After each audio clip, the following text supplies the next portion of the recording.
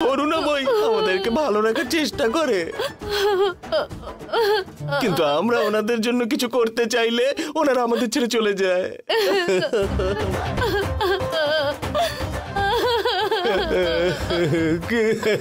কেঁদো না দিদি, কেঁদো না। এতগুলো বছর ধরে আমি কোনোদিন দেখিনি মাকে একটু ঘুমোতে। 24টা ঘন্টা ধরে শুধু আমার জন্য কাজ করতো আমার মা।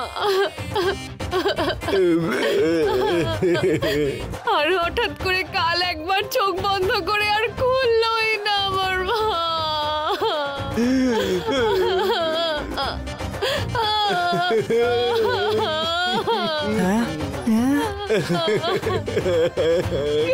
বাবা নাটক শুরু করেছে।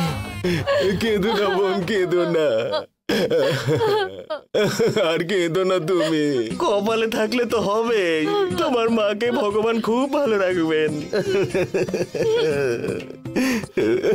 তুমি নিজেকে সামলাও বোন, তুমি নিজেকে সামলাও। কি করে সামলাবো নিজেকে বলুন তো? এত সব যে করেছে, তাকে একটুও সাহায্য করতে পারলাম না। আমাকে মা একটু সুযোগ দিল না। 5 মিনিটের জন্য দোকানে গেলে আমাকে একবার অন্তত বলে যেত, আর মা কোনোদিন ফিরে আসবে না। কোথায় চলে গেল আমার মা?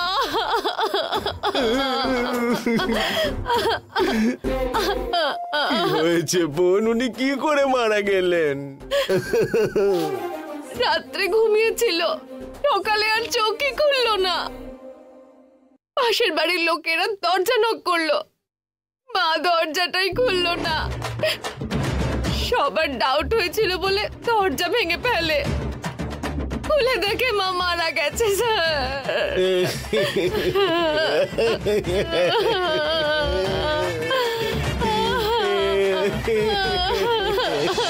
আরে হায় ভগবান, যে কাজের জন্য ঘুমোতে পারতো না সে ঘুমের মধ্যেই চলে গেল।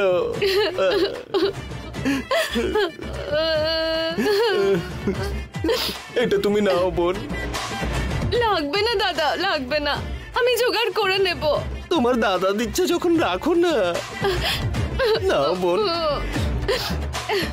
ডিউটিতে রয়েছি তো, না হলে আমি নিজেই তোমার সঙ্গে যেতাম। না না দাদা, আমি নিজেই ঠিক ম্যানেজ করে নিতে পারবো। ওইটা কে বোন? এই রে, আমার গলায় পড়বে মনে হচ্ছে। ও হলো আমার আন্টির ছেলে। ও কেন কাঁদছে না বোন? গেল, এবার ফেঁসে গেলাম। এটাই তো বলছিলাম দাদা, যে তুই একটু কাঁদ, কাঁদলে কষ্টটা কম হয়। না কেঁদে মনের মধ্যে দুঃখ চেপে রাখা ঠিক না। ওর জন্য আমার ভয় করছে দাদা।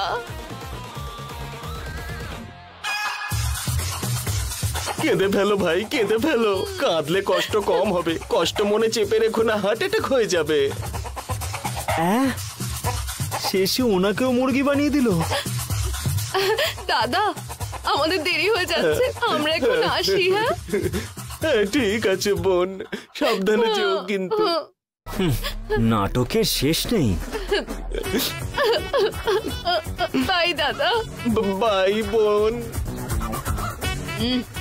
এর তো অ্যাওয়ার্ড পাওয়া উচিত।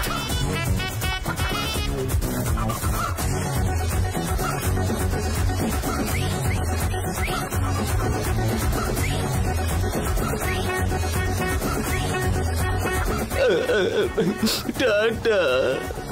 বাই দাদা।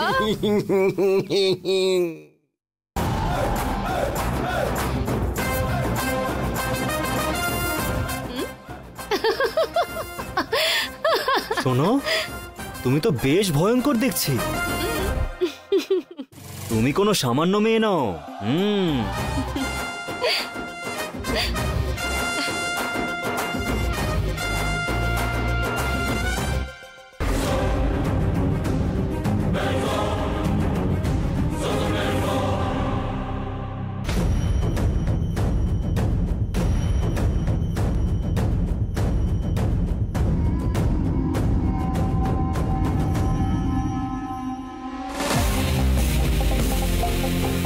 হ্যালো, মুরগি চিকেন খায় না, ছাগল মটন খায় না, কলার খোসায় পা পিছলে যায়।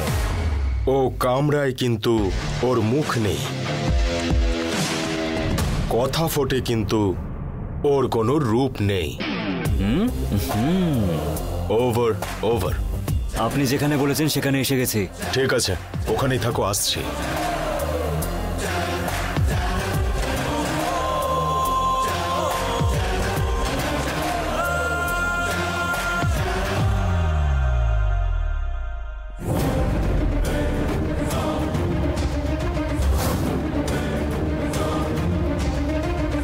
লক্ষ্মী দেখাও।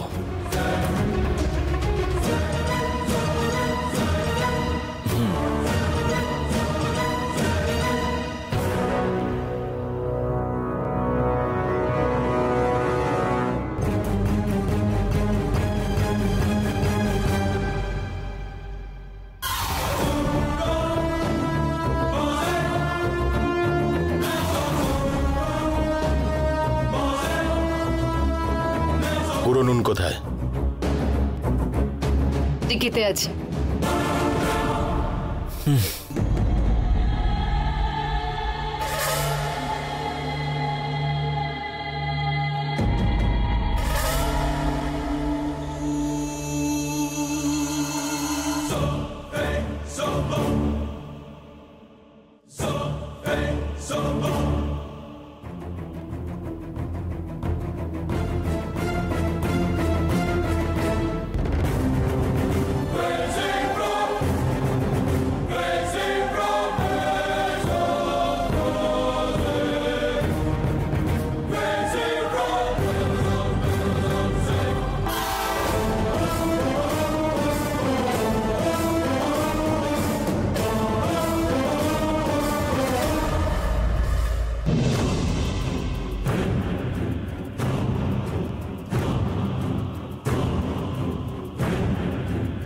ঠিক আছে, এই টাকা দিয়ে না তোমার জন্য ভালো ভালো খাবার কিনবো, আর একটা রূপোর থালা, আর আমার জন্য একটা মুক্তোর মালা।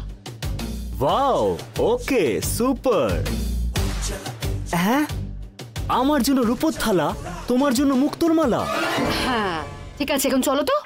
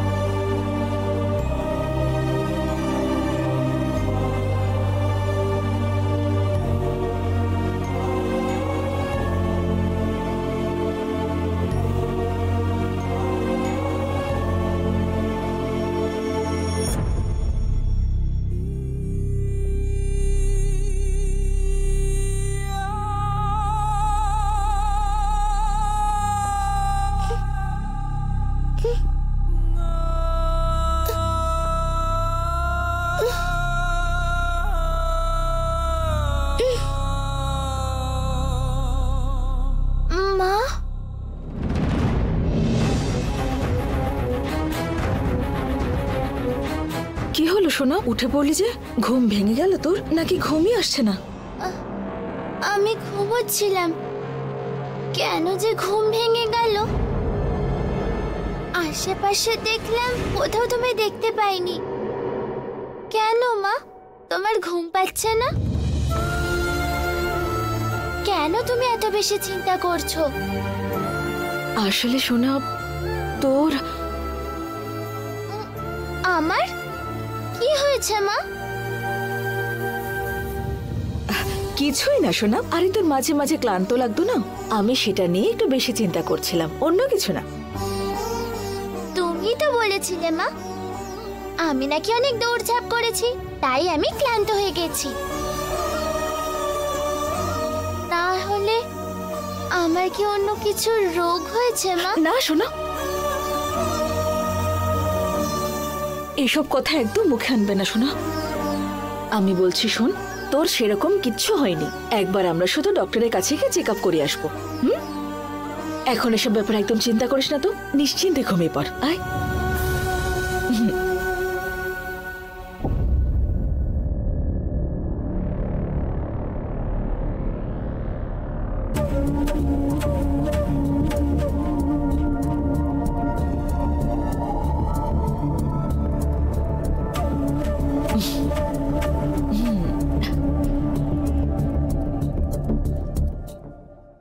পর শোনা।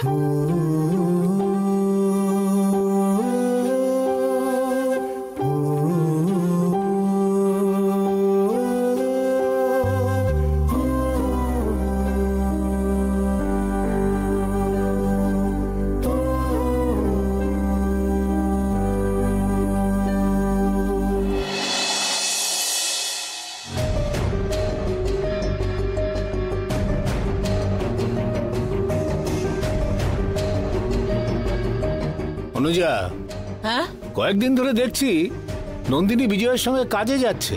আমাকে কেন জিজ্ঞেস করছো? তুমি গিয়ে ওকে জিজ্ঞেস করো। ও যে কাজগুলো করে আমাকে বলে করে, কি করছিস কেন করছিস বললে ও আমার উপর ভীষণভাবে রেগে যায়। দাদা, তুমি একটু কথা বলো। টাকা যদি না থাকে কোনো মান সম্মানও থাকে না, আর কেউ দামও দেয় না।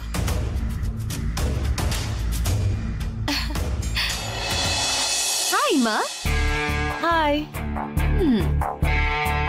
মা, খাবার খেয়েছো? খেয়েছি।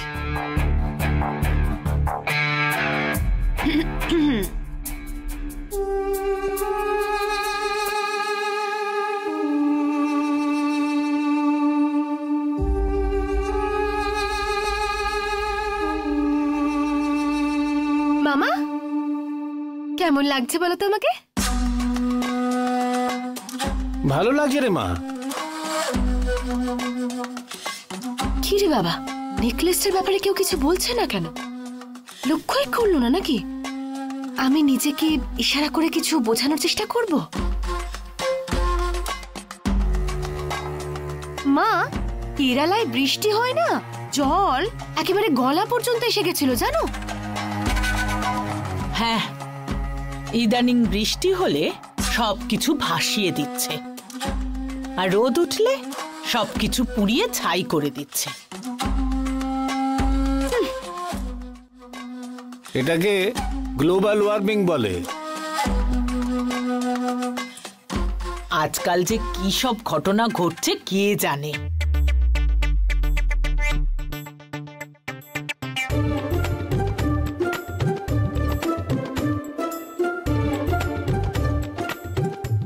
ওমা, জানো তো ওই যে বাড়ির পাশে যে মুরগির দোকানটা, ওই মুরগির দোকানের লোকটা মুরগিগুলোকে খাস খাস খাস খাস করে কেটে ফেলছিল জানো?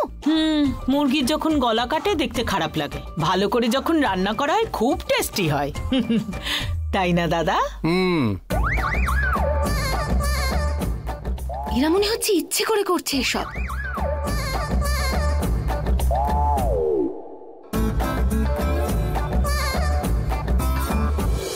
জানো তো মা, সেদিন ওই শ্যামলের আন্টির বাড়ি গেছিলাম, ওখানে না কুমারদা এসেছিল। ওর না গলাটা চেপে ধরে বাড়ি থেকে একেবারে বের করে দিল।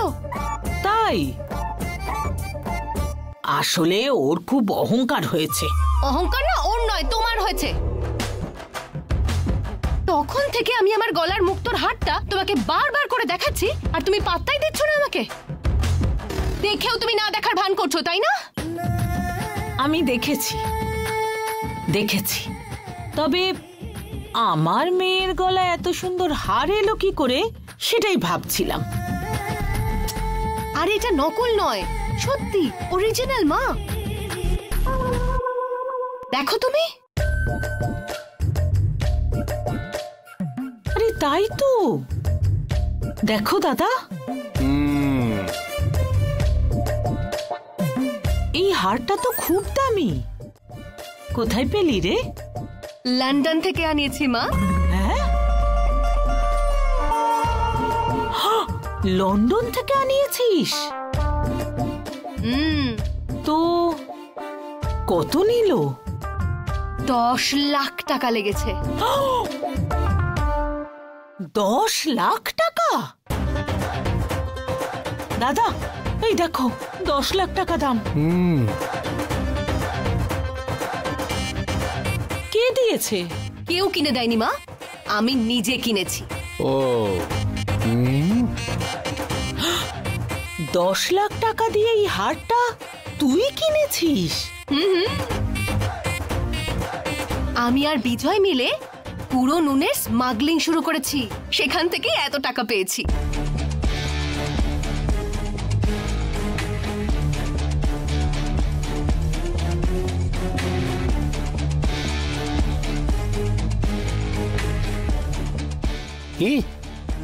গুঁড়ো নুনের স্মাগলিং করলে 10 লাখ টাকা পর্যন্ত দেয়?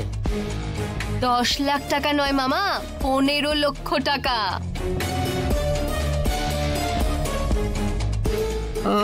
এমন কি নুন ওটা? ওই নুনের এত ডিমান্ড আছে? গুঁড়ো নুন মানে খাবারে দেওয়ার নুন নয় মামা, ব্রাউন সুগার।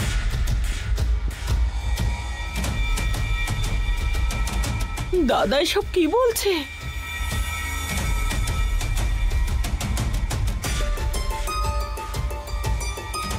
পয়সাওয়ালা লোকেরা পার্টিতে নেয়। এইসব বিক্রি করা ঠিক নয়।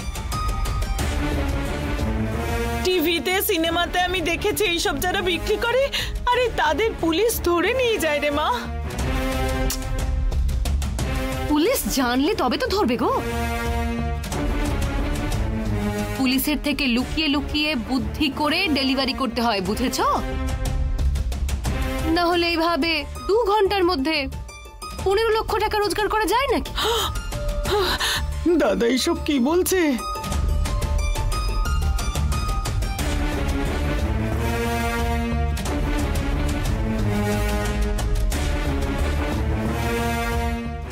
ও আমার জন্য ওইরকম কোনো কাজ থাকলে বল না।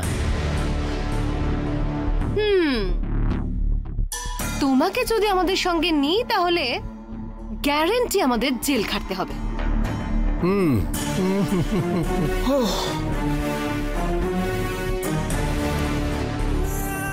সাবধানে মা, টাকা রোজগার করতে গিয়ে আবার দেখিস ফেঁসে যাস না। ওসব কিচ্ছু হবে না গো মা। আমার কাছে যে মুক্তোর মালা আছে, শিবানীর কাছেও সেটা নেই মা।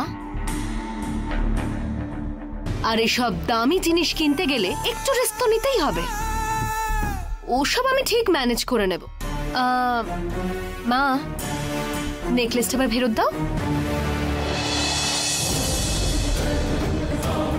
ঠিক আছে, আমি আসি। হ্যাঁ,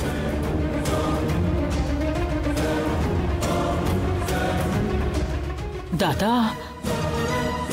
নন্দিনী দেখছি খারাপ পথে চলে যাচ্ছে। যদি ধরা না পড়ো তাহলে সব রাস্তাই ভালো লাগে।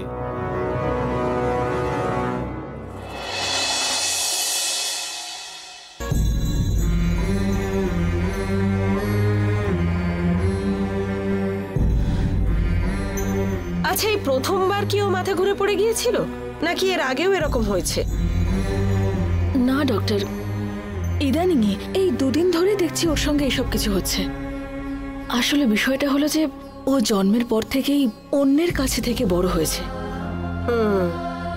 ওর যে পালিত বাবা, ওনার কথা অনুযায়ী 2 বছর আগেও নাকি এরকম মাথা ঘুরে পড়ে গিয়েছিল। ইমিডিয়েট ট্রিটমেন্টও করেছিল, কিন্তু বেচারা ওদের কাছে টাকা ছিল না, সেই জন্য ওরা ওই ট্রিটমেন্ট ভালোভাবে করতে পারেনি। তখন সেইবারের পরে একই রকমের কয়েকদিন আগেই আবার হলো। দেখুন, বাচ্চার কন্ডিশন এখন বেশ ক্রিটিক্যাল, খুব রেয়ার কেস এটা। বাচ্চাটার হার্টে হোল আছে। জন্মের সময় হোলটা ছোট থাকে, বয়সের সঙ্গে সঙ্গে হোলটাও বাড়তে থাকে। তাই বাচ্চা জন্মানোর পরেই অতটা সমস্যা বোঝা যায় না, কিন্তু ধীরে ধীরে যখন বড় হয় প্রবলেমটাও বাড়তে থাকে, প্রাণ যাওয়ার সম্ভাবনাও থাকতে পারে।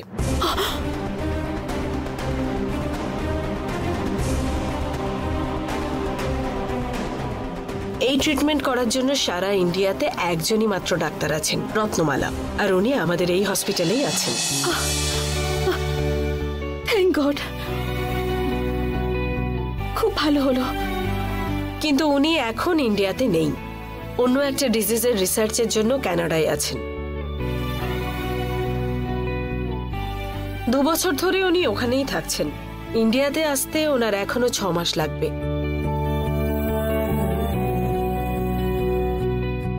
দেখুন, যেভাবে হোক ওনাকে এখানে ডাকুন, আর ওনাকে এখানে ডাকার জন্য যত খরচাই হোক সেই সব খরচা আমি দেব। এটা একটা ক্রিটিক্যাল কেস, দয়া করে ওনাকে বিষয়টা কনসিডার করতে বলুন। ঠিক আছে, আমি ওনার সঙ্গে কথা বলছি, আর উনি কি বললেন সেটা আমি আপনাকে ইনফর্ম করে দেব। আচ্ছা আপনি ওনার নাম্বারটা আমাকে দিন না, আমি কথা বলবো ওনার সঙ্গে। ম্যাডাম, আমি আগে কথা বলে দেখি। উনি যদি আমাকে বলেন ওনার সমস্যা আছে, উনি আসতে পারবেন না, তখন আপনি কথা বলবেন। এখনই কল করবেন? আচ্ছা ঠিক আছে, আমি এক্ষুনি কথা বলে আপনাকে জানাচ্ছি। দেখুন, যত খরচাই হোক কোনো অসুবিধা নেই, সব টাকা আমি দেবো, ওনাকে এটা ইনফর্ম করে দিন। দেখুন ম্যাডাম, উনি টাকা পয়সা নিয়ে সেভাবে কোনো পরোয়া করেন না, আর ওনার কাছে কোনো ধরনের ইনফ্লুয়েন্সও কাজ করে না। রোগীর বাঁচার সম্ভাবনা আছে বুঝলে উনি অবশ্যই আসবেন। না না, সে যাই হোক, ওনার ফিস তো ওনাকে দিতেই হবে। ঠিক আছে, আমি আপনাকে ফোন করব। Thank you doctor.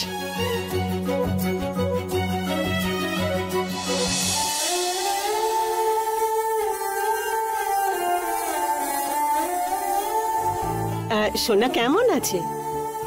ডাক্তার কি বললেন? কোনো প্রবলেম নেই বলেছেন তো?